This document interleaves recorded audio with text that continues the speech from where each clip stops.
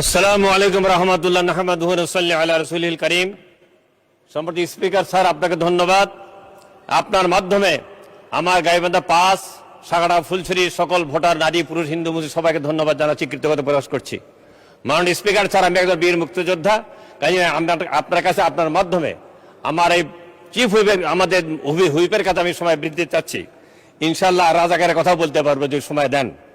মাননীয় স্পিকার, আমি প্রথমে শ্রদ্ধা স্মরণ করছি স্বাধীনতা একমাত্র ঘোষক বীর মুক্তিযোদ্ধা শহীদ প্রেসিডেন্ট জিয়াউর রহমান, আর স্বাধীনতা অন্যতম নায়ক বঙ্গবন্ধু শেখ মুজিবুর রহমান, আর একজন নেতা যিনি স্বাধীনতা অগ্রদূত, যিনি 1970 সালে জাতীয় নির্বাচনে বয়কট করে ঘোষণা দিয়েছিলেন ব্যালট বাক্সে লাথি মারো, পূর্ব পাকিস্তানের স্বাধীন করো, সেই মজলুম জননেতা মৌলানা আব্দুল হামিদ খান আব্বাসীর প্রতি শ্রদ্ধা জ্ঞাপন করছি। আরো শ্রদ্ধা জ্ঞাপন করছি আমার সহযোদ্ধা যারা পাকিস্তান হানাদার বাহিনীর গুলিতে সন্ত্রাসী যুদ্ধে যারা শাহাদত বরণ করেছে, আমাদের সাগাদা, মুক্তিনগর এবং রামনগরে তাদের আত্মার মাগফিরাত কামনা করছি। আমি শ্রদ্ধা স্মরণ করছি জুলাই যোদ্ধাদের, আবু সাইদ, বীর মুগ্ধ এবং সাগাদার সজল সহ সবার প্রতি শ্রদ্ধা জ্ঞাপন করছি।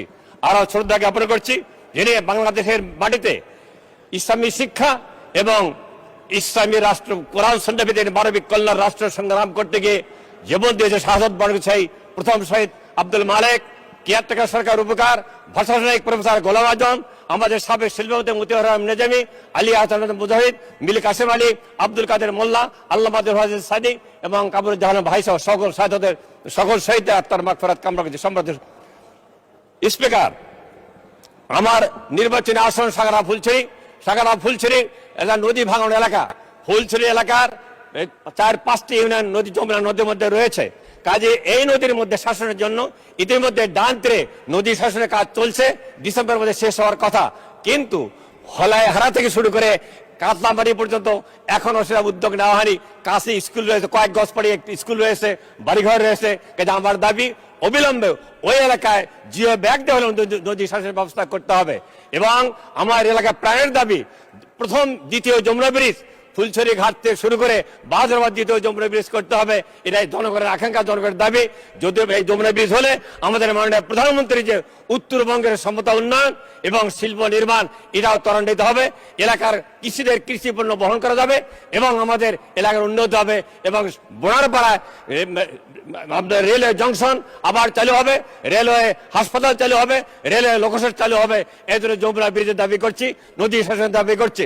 এবং আরেকটা দাবি করছি যে আমাদের ফুলছড়ি উপজেলার গজারিয়া ইউনিয়নে একটি সাব রেজিস্ট্রার অফিস ছিল, সেটা বর্তমানে ট্রান্সফার করা হচ্ছে। কিন্তু এলাকার জনগণের দাবি অবশ্যই গজারিয়াতে অবশ্যই একটা সাব রেজিস্ট্রার অফিস থাকতে হবে। এটা ইতিমধ্যে আমি 1-1.5 ঘন্টা পূর্বেই মাননীয় প্রধানমন্ত্রীর সাথে কথা বলেছি। তিনি বলেছেন আগামী মাসের প্রথম সপ্তাহে এবারে ব্যবস্থা করবে ইনশাআল্লাহ। মাননীয় স্পিকার, আমরা দেখছি যে আমাদের সাগাড়ার হাসপাতাল 154 জন স্টাফের মধ্যে 54 জন স্টাফ মানে এখনো পদায়ন করা হয়নি, এখনো নিয়োগ দেওয়া হয়নি। সেখানে একজন নৈশ প্রহরী নাই, সেখানে ক্লিনার নাই এবং 30 সদস্য হাসপাতাল, সেখানে 50 সদস্য করা হয়েছে। তারপর তার জনসংখ্যা সেখানে জনবল দেওয়া হয়। কিন্তু অবিলম্বে সাগাড়ায় জনবল দিতে হবে। এবং ফুলছড়ির আপনার উদয়খালী স্বাস্থ্য কেন্দ্র অবশ্যই সেখানে জরাজীর্ণ অবস্থায় রয়েছে, সেখানেও জনবল দিতে হবে। সেখানেও সিকিউরিটি নাই, সেখানে পরিচ্ছন্ন কর্মী নাই, অবিলম্বে সেখানে পরিচ্ছন্ন কর্মী দিতে হবে। সম্মানিত স্পিকার, আরো দাবি করছি যে আমাদের মাননীয়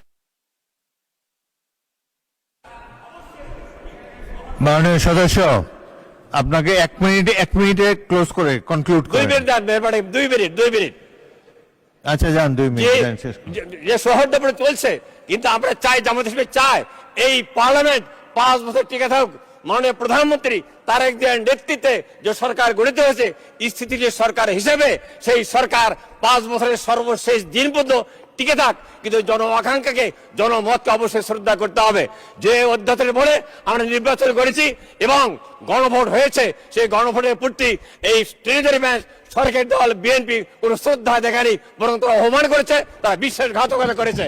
এবং সেই সঙ্গে মাননীয় স্বরাষ্ট্রমন্ত্রী এই সংবিধানে মহা অসত্য কথা রয়েছে, তিনি নায়কোচিত ভাবে সংবিধানের ব্যাখ্যা দিচ্ছেন, কিন্তু সেই সংবিধানে এখনো স্বাধীনতার ঘোষক হিসেবে শেখ মুজিবকে রাখা হয়েছে। আমি নিন্দা করছি, তীব্র আপত্তি করছি। স্বাধীনতার ঘোষক শহীদ প্রেসিডেন্ট জিয়াউর রহমান, কিন্তু এখন পর্যন্ত কেন সংসদে সে লিপিবদ্ধ করা হলো না? কাজে দাবি করছি এই মেয়াদের মধ্যেই শহীদ প্রেসিডেন্ট জিয়াউর রহমানকে স্বাধীনতার ঘোষক হিসেবে সংবিধানে লিপিবদ্ধ করা হোক। মাননীয় স্পিকার, সেই সঙ্গে আরো দাবি করছি যে আমাদের মাননীয় সরকারি দল যে মহামান্য প্রেসিডেন্টকে ক্ষমতায় রেখেছেন, এই প্রেসিডেন্ট খুনি শেখ হাসিনার প্রেসিডেন্ট, তিনি তার নেতৃত্বেই গুম হয়েছে, হত্যা হয়েছে, গণহত্যা হয়েছে, আয়নাঘা হয়েছে। বিএনপি আবার তার নেতৃত্বেই গুম করতে চায়, গণহত্যা চালাতে চায় কিনা মাননীয় স্পিকার? কাজে এ ব্যাপারে পদক্ষেপ নিতে হবে অবিলম্বে। এই মাননীয় প্রেসিডেন্টকে, যেহেতু তারা অনেক অভিজ্ঞ লোক রয়েছে, তাদের মধ্যে প্রেসিডেন্ট হওয়ার যোগ্য রয়েছে, কাজী জুলাই যোদ্ধাদের প্রতি শ্রদ্ধা রেখে অবশ্যই একজন সরকারি দল থেকে একজন নতুন প্রেসিডেন্ট নিয়োগ করতে হবে, নির্বাচন করতে হবে। মাননীয় প্রেসিডেন্ট আমাদের মাননীয় স্পিকার, আমাদের গাইবান্ধা জেলা কৃষি এলাকা, উত্তরবঙ্গের শস্য ভান্ডার, এই জন্য গাইবান্ধা জেলা একটি কৃষি বিশ্ববিদ্যালয় দিতে হবে এবং একটি মেডিকেল কলেজ দিতে হবে এবং গোবিন্দগঞ্জে একটি ইপিজেড দিতে হবে।